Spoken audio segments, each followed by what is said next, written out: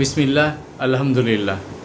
রাব্বি ইশরাহ লি সাদরি ওয়া ইয়াসসির লি আমরি ওয়াহলুল উকদাতাম মিন লিসানি ইয়াফকাহু কাওলি। আশা করি সবাই ভালো আছেন। স্মৃতিকথা সিরিজ নিয়ে কথা বলছিলাম। আজকে একটা অন্য ধরনের স্মৃতি নিয়ে কথা বলতে চাই। আমি একটা অর্গানাইজেশনে গল্প কয়েকদিন আগে বলেছিলাম, যেখানে ইন্টারভিউ বোর্ড থেকে আমি বের হয়ে চলে আসছিলাম, কারণ আমাকে দিয়ে একটা ফর্ম পূরণ করানোর চেষ্টা করা হয়েছিল। আমি সেটা করি নাই। তো যাই হোক, এরপরে আমি যখন আরেকটা কোম্পানিতে ইমিডিয়েটলি কিছুদিনের মধ্যেই আরেকটা কোম্পানিতে আমার চাকরি হয়, তো আমি আমার হেডহান্টারকে আমি জানালাম যে আমি ওই কোম্পানিতে জয়েন করব সিদ্ধান্ত নিয়েছি। তো হেডহান্টার আমাকে নিষেধ করলেন যে ওই কোম্পানিতে খবরদার যাবেন না, ওই কোম্পানিতে কোনো কালচার এক্সিস্ট করে না, কোনো ভালো কালচার নাই, ওনারা মানুষের গায়ে হাত পর্যন্ত তুলে। তো আমি প্রথমে তো একটু ঘাবড়িয়ে গেলাম। তারপর আমি আমার সোর্সে আমি খোঁজ নেওয়ার চেষ্টা করলাম। তো আমার সোর্স নিয়ে আসলে ওনার দাবির সত্যতা একদম পাই নাই, বিষয়টা তা না, বাট কিছুটা পেয়েছি। বাট আমার কাছে মনে হয়েছে যে আমি এখানে কাজ করতে পারবো। তো আমি পরবর্তীতে এখানে জয়েন করলাম। তো যেটা নিয়ে আমি মূল বিষয়, সেই কথাটা আজকে একটু মূল বিষয়ে আসি। এবং আমি ওই কোম্পানিতে অনেক দিন কাজ করেছি এবং আমার সাথে ওরকম সিচুয়েশন হয় নাই, বাট কারো না কারোর সাথে এরকম সিচুয়েশন হয়তো বা হয়েছে। মূল যে বিষয় আমি কথাটা বলতে চাই সেটা হলো যে দু তিনটা আসলে বিষয় এখানে আছে। আমি আজকে চেষ্টা করব এই ভিডিওতে একটা কভার করতে। এখন বাংলাদেশে দেখবেন পার্টনারশিপ, মানে একই কোম্পানির যখন 3-4 জন ইনভেস্ট করে, পার্টনারশিপ করে, এটা স্থায়ী হয় না। এর মূল কারণ কি জানেন? মূল কারণ হচ্ছে এই পার্টনারদের একজন হয়তো বিজনেস থেকে ড্রাইভ করে, কিন্তু এই একটা সময় এই বিজনেসগুলি টেকসই হয় না। তো মূল কারণটা কোথায়? মূল কারণটা হচ্ছে ইভেন প্রফিট করলেও অনেক সময় টেকসই হয় না। কারণ হচ্ছে যিনি এটাকে ড্রাইভ করেন সেটা সম্পূর্ণ নিজের ক্ষমতা নিয়ে এটা ড্রাইভ করতে চান, নিজের মতো করে ড্রাইভ করতে চান। তো এইটাই একটা বড় প্রবলেম। এবং একসময় এই কারণেই এই দলটার ভিতরে, এই টিমটার ভিতরে একটা সম্পর্ক নষ্ট হয়। তো এখন কয়েকটা এক্সাম্পল আজকে দিব ইনশাল্লাহ। তাহলে এর উত্তরণের উপায় কী? আগে উত্তরণের উপায়টাই আমি ক্লিয়ারলি বলি। উত্তরণের উপায় কিন্তু আমরা প্রফেশনাল যারা আছে তারা জানি। এটাকে বলে ডেলিগেশন অফ অথরিটি।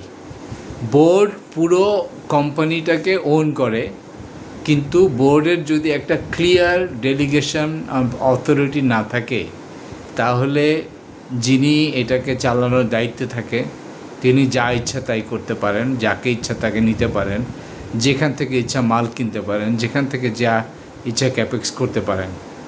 এর মধ্যে কেউ আছে যে কিছু দেখানোর চেষ্টা করে যে দেখো, বোর্ডকে ডাকে, হ্যাঁ আমি এত টাকা লাগবে, এই টাকা লাগবে, এই জায়গায় ইনভেস্ট করতে চাই, এটাতে এই বেনিফিট হবে, দেখানোর চেষ্টা করে। কিন্তু সে একই ব্যক্তি কিন্তু নিজের যে বেনিফিটগুলি N+1 থিওরি, যেটা কর্পোরেট আমরা কাজ করে আসছি তারা জানি, N+N মানে আমার এমনকি কোনো কান্ট্রি হেডও তার নিজের এক্সপেন্স নিজে সাইন করতে পারে না। তার এটা রিজিওনাল অফিস থেকে পারমিশন নিতে হয়, অথবা স্পেশালি কিছু জায়গায় কান্ট্রি হেড, একটা দেশের প্রধান, হয়তোবা ফাইন্যান্স ডিরেক্টরের মাধ্যমে একটা জিনিসকে অ্যাপ্রুভ করে নেয় তার নিজের এক্সপেন্স।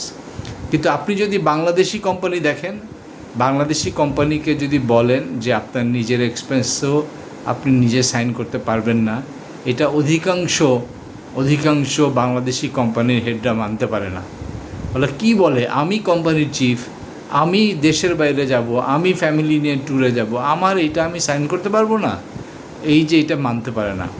তা মূলত একটা ডেলিগেশন অফ অথরিটির প্রিন্সিপাল কনসেপ্ট হচ্ছে N+1, মানে হচ্ছে যার খরচ তার এক ধাপ উপর থেকে এটা সাইন করাতে হবে। আর শুধু যদি এটা করতে পারেন তাহলে অসংখ্য যে প্রবলেম, এই প্রবলেমগুলি সলভ হয়। আজকে আমরা কি করছি, আজকে দেখা যাচ্ছে যে একটা কোম্পানি থেকে একজন ম্যানেজিং ডিরেক্টর বা একজন চেয়ারম্যান একটা অর্ডার দিচ্ছে, সিএফও ওইটা পালন করতে বাধ্য হচ্ছে বা এমডি ওইটা পালন করতে বাধ্য হচ্ছে। কারণ কি, তিনি N+1 মানছেন না। N+1 কনসেপ্টটাই হচ্ছে যে একজন এমডির জন্য কিন্তু N+1 মানে বোর্ড, কারণ এমডি বোর্ডকে রিপোর্ট করে। তাই এরকম যদি কোনো খরচ এখানে অ্যাপ্রুভ করতে হয়, অবশ্যই বোর্ড থেকে পাস করে নিতে হবে। হ্যাঁ, ছোট ছোট কিছু বিষয় ডেলিগেশন অথরিটিতে থাকে, যে এমডি চাইলে সিএফওর দ্বারা ক্রস সাইন করাতে পারে। আরেকটা ডেলিগেশন অফ অথরিটিতে আরেকটা বিষয় থাকে, সেটা হচ্ছে যে ক্রস মানে হচ্ছে এক ডিপার্টমেন্টের খরচ অনেক সময় আরেক ডিপার্টমেন্ট থেকে ক্রস ভেরিফিকেশন করে নিতে হয়। এইটা যদি থাকে, এই কোম্পানিতে একটা মিস হ্যাপেনিংস হওয়ার চান্স খুবই কম থাকে। আরেকটা এখানে বিষয় ইম্পর্টেন্ট বলা দরকার, যে স্যালারি রিভিউ। হ্যাঁ, এমডি বা চিফ সবার স্যালারি করতে পারে, কিন্তু ওনার স্যালারিটা বোর্ডে অ্যাপ্রুভ হতে হবে। আমি কোম্পানিতে দেখেছি যে এমডি নিজের স্যালারি ইচ্ছা মতো দ্বিগুণ করে নিচ্ছে, বাড়িয়ে নিচ্ছে, নিজে ইচ্ছা মতো একটা গাড়ি কিনে ফেলতেছে, একটা কিছু করে ফেলতেছে। এটা আসলে ডেলিগেশন অফ অথরিটিতে যদি না থাকে তাহলে এটা অন্যায়। প্রথম কথা হচ্ছে এটা অন্যায়। আর ডেলিগেশন অফ অথরিটিতে যদি থাকে তাহলে তো এটা ওকে, কোনো সমস্যা নেই। তার মানে ডেলিগেশন অফ অথরিটি হচ্ছে যে বোর্ডের অথরিটি কিভাবে নিচের লেভেলে ডেলিগেট হবে। তা এইভাবে আমি কেন ওই কথাটা বলছি, আমার একটা কথা, যে আমি একটা কোম্পানিতে চাকরি করতাম যেখানে আমি 90 কোটি টাকার চেক সাইন করতাম, 90 crore টাকা, অথবা 9 crore টাকা, অথবা মেবি আমি ভুল হতে পারে। তো বলছি 9 crore টাকার চেক সাইন করতাম আমি, এবং আমার কোনো অ্যাপ্রুভালই লাগতো না। তার মানে কি, ডেলিগেশন অফ অথরিটি ছিল এই টাকাটা কিসের চেক, এটা ভ্যাটের চেক। তো ডেলিগেশন অফ অথরিটিতে লেখা ছিল any government payment finance is authorised to sign. তার মানে কি, ভ্যাট একটা গভর্নমেন্ট পেমেন্ট। এই ধরনের যত গভর্নমেন্ট পেমেন্ট আছে, ইলেকট্রিসিটি বিল, আমার কারো সাইন লাগতো না। ইলেকট্রিসিটি বিল কপি যদি অরিজিনাল হতো, আমরা অ্যাপ্রুভাল করে আমরা নিজেরাই সাইন করে পেমেন্ট করে দিতে পারতাম, অন টাইম পেমেন্ট কনফার্ম করার জন্য। আবার একই আমি যখন অন্য কোম্পানিতে, একটা লোকাল কোম্পানিতে গেলাম, তখন আমি 5,000 টাকা সাইন করতে পারতাম না। মানে বিষয়টা এরকম কি, আবার গল্প শুনেছি অনেক কোম্পানি আছে যেই কোম্পানিতে 5,000 টাকা নাকি চেয়ারম্যান সাইন করে। তো বিষয়টা হচ্ছে কি, যে এই যে ডেলিগেশন অফ অথরিটি না থাকার কারণে আমরা ভুল করি। আবার আরেকটা কোম্পানির গল্প, যেহেতু স্মৃতি কথা, গল্প একটু উল্টাপাল্টা করে বলবো যাতে আপনারা বুঝতে না পারেন। আরেকটা কোম্পানিতে আমি ভ্যাটের সাইন করাতে গেছেন, আমি যখন যাই, আমাকে যিনি সাইনিং অথরিটি, উনি আমাকে বলেন যে আপনি কি আমাদের চাকরি করেন, আমার চাকরি করেন, নাকি সরকারের চাকরি করেন? হ্যাঁ, আপনার সরকারকে এত টাকা দেওয়ার এত অস্থিরতা কেন? আমি ওনাকে একটা উত্তর দিয়েছিলাম, আসলে সেই দিন দেয়নি, আরেক দিন দিয়েছিলাম। উত্তরটাই বলি যে দেখেন, আপনার যে ইমেজ, হয়তো আপনি এই দেশে একদিন মন্ত্রীও হইতে পারেন। সেই দিন আপনার যখন ব্যাকগ্রাউন্ড চেক হবে, তখন কিন্তু এটা খুবই একটা ইম্পর্ট্যান্ট বিষয় হবে যে আপনার কোম্পানিতে আপনি ট্যাক্স দেন কিনা, ভালো মতো দেন কিনা, টাইমলি দেন কিনা। তো এটা একটা অনেক বিষয়। তো যাই হোক, আর এটা তো একটা বিষয়। আবার আমি বলেছি যে আপনি যদি কোম্পানিটাকে কখনো গ্লোবাল করতে চান, কোম্পানিকে বিদেশিদের কাছে বিক্রি করতে চান, অবশ্যই আপনার কমপ্লায়েন্স ইজ ভেরি ইম্পর্ট্যান্ট। তখন হয়তো উনি কিছুটা কমপ্লায়েন্ট হওয়ার চেষ্টা করেছে। তো যাই হোক, যেটা বলছিলাম যে মাল্টি ন্যাশনাল এবং লোকালের মধ্যে দেখবেন, মাল্টি ন্যাশনাল কোম্পানিতে কিছু কিছু কাজ করলে আপনি খুবই সাহস এবং মানুষ আপনাকে অ্যাপ্রিসিয়েট করবে, আর লোকাল কোম্পানিতে একই কাজ করলে আপনি গালি খেতে পারেন। তো এই জন্য বুঝে শুনে কাজ করতে হয় একটা বিষয়। বাট ডেলিগেশন অফ অথরিটির, যেটা নিয়ে আমি মূল কথা বলছিলাম, যে এইটা অবশ্যই রাখবেন। কেন রাখবেন? এইটা রাখলে আপনার অর্গানাইজেশনটা স্ট্রাকচার্ড ওয়েতে চলবে, একদিন আপনাকে ছাড়াও অর্গানাইজেশন চলবে। জানি না আপনি এটা চান কি না, আপনার হয়তোবা চান না যে আপনার উপর, আপনি হয়তোবা চান যে আপনার উপর অর্গানাইজেশন ডিপেন্ডেন্ট হোক। তো এটা চাইলে তো আপনি কোম্পানিকে কখনোই বড় করতে পারবেন না। তো এই জন্য delegation of authority is so important. এবং এই ডেলিগেশন অফ অথরিটি যদি থাকে, তাহলে একটা অর্গানাইজেশন খুব দ্রুত সিদ্ধান্ত নিতে পারে, এবং একটা অর্গানাইজেশন যখন দ্রুত সিদ্ধান্ত নিতে পারে তখন একটা অর্গানাইজেশন অনেক টাকা সেভ করে, অনেক স্পিড টু মার্কেটটা তার অনেক বেড়ে যায়। এবং আমাদের দেশে দেখা যায় যে মোস্ট অফ দ্য রেভিনিউ আমরা লস করি স্পিড টু মার্কেটের কারণে। আমরা ডিসিশন নিতে নিতে অনেক কালক্ষেপণ করে ফেলি, এবং যেই কারণে আমরা আলটিমেটলি আমরা অনেক সময় অনেক ভালো সুযোগ হারিয়ে ফেলি। তো আরেকটা গল্প আমি আজকে বলবো, যেহেতু কথা বলছি এখানে। আমি একটা অর্গানাইজেশনে গেলাম, অর্গানাইজেশনে তারা 5 ভাই একত্রে ব্যবসা করে ধরেন। তো আমি প্রথমেই একটা সাজেশন দিলাম যে ওনারা প্রবাবলি ওনারা 10 ভাই, বাট 5 ভাই এক মায়ের 5 ভাই আর কি।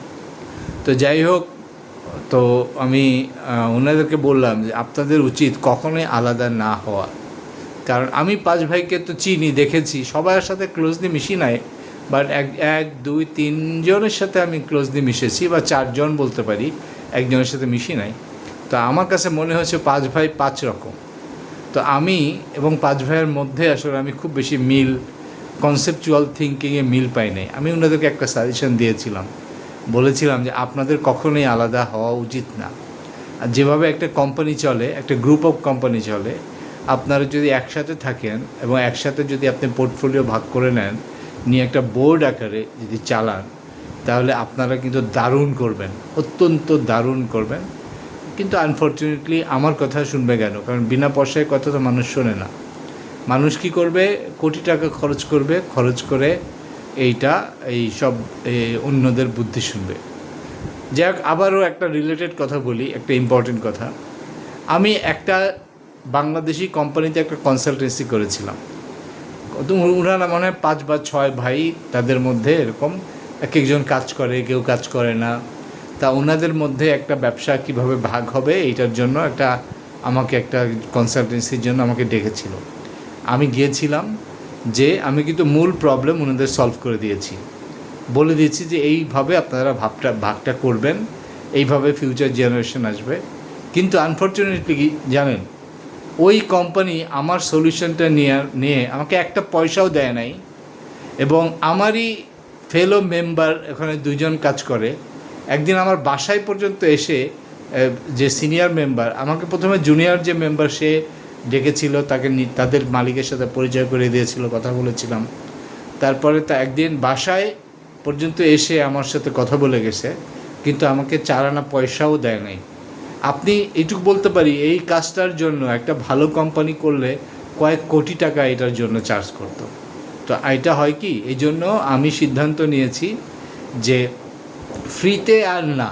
আর এইসব লোক, এরা যে কোন পদের কোন শ্রেণীর আপনারা তো চিন্তাই করতে পারেন। তো মানুষের কাছ থেকে বুদ্ধি নেবে, যে কিন্তু বুদ্ধি নিয়ে পয়সা দিবে না। আমি কিন্তু কনসালটেন্সি করতাম, তো আমার এই জন্য আমি দুঃখটা আমি প্রকাশ করলাম যে একটা পয়সাও আমার দেয় না। অথচ আমি যে বুদ্ধিটা দিয়েছি, বুদ্ধিটা খুব ছোট, কিন্তু $1 মিলিয়ন ভ্যালু। সেই কোম্পানিটা কিভাবে ভাগ হবে, কিভাবে প্রফিট শেয়ারিং হবে, এই পুরো জিনিসটা আমি ছবি এঁকে আমি করে দিয়েছিলাম। কিন্তু আনফর্চুনেটলি আমাকে কোনো পয়সাই দেওয়া হয় না। তো আমি ফ্রিতে কাজ করা বন্ধ করে দিয়েছি। আমি এই জন্য শুধুমাত্র আমার ইউটিউব চ্যানেলে আমি ফ্রিতে অনেক কথা বলি, আর কেউ কখনোই ফ্রিতে কোনো অ্যাডভাইস আমার থেকে প্রত্যাশা করবেন না। আরেকটা বিষয় বলি, সেটা হচ্ছে যে ইউটিউব চ্যানেলের জন্য আমি একটি ডিসক্লেমার দিয়ে রাখি, এখানে আমি যা কথা বলি কোনো দায়বদ্ধতা আমার নাই। আপনি নেবেন, এটা নিলে আপনার নিজের চয়েসে নেবেন। সো অনেক কথা বললাম। ডেলিগেশন অফ অথরিটি যদি কোম্পানিতে না থাকে, তার আসলে মেইন ফান্ডামেন্টাল প্রিন্সিপালটাই মিসিং। তো আপনারা যদি একটা বড় কোম্পানি হয়ে থাকেন, ইভেন একক মালিকানার যদি কোম্পানি হয়ে থাকেন, তবুও একটা ডেলিগেশন অফ অথরিটি তৈরি করে নেন, এবং আপনার ম্যানেজার থেকে শুরু করে আপনার নিচের লেভেলে কে কোন ডিসিশন নিতে পারে সেইটা আপনি দেন। এবং আমি লাস্ট কথা যেটা বলতে চাই, অবশ্যই সাবজেক্ট ম্যাটার এক্সপার্ট একটা কমিটি করবেন, সেই কমিটি যেন রাইট ডিসিশনটা নিতে পারে। যেই সাবজেক্ট ম্যাটার এক্সপার্ট সে যেন সেই ডিসিশনটা সে মত দিতে পারে। আনটিল নেক্সট টাইম, সবাই ভালো থাকবেন। সুবহানাল্লাহি ওয়া বিহামদিহি, আশহাদু আল্লা ইলাহা ইল্লা আনতা, আস্তাগফিরুকা ওয়া আতুবু ইলাইক। আসসালাতু আসসালামু আলা রাসূলিল্লাহ। আসসালামু আলাইকুম ওয়া রাহমাতুল্লাহি ওয়া বারাকাতুহু।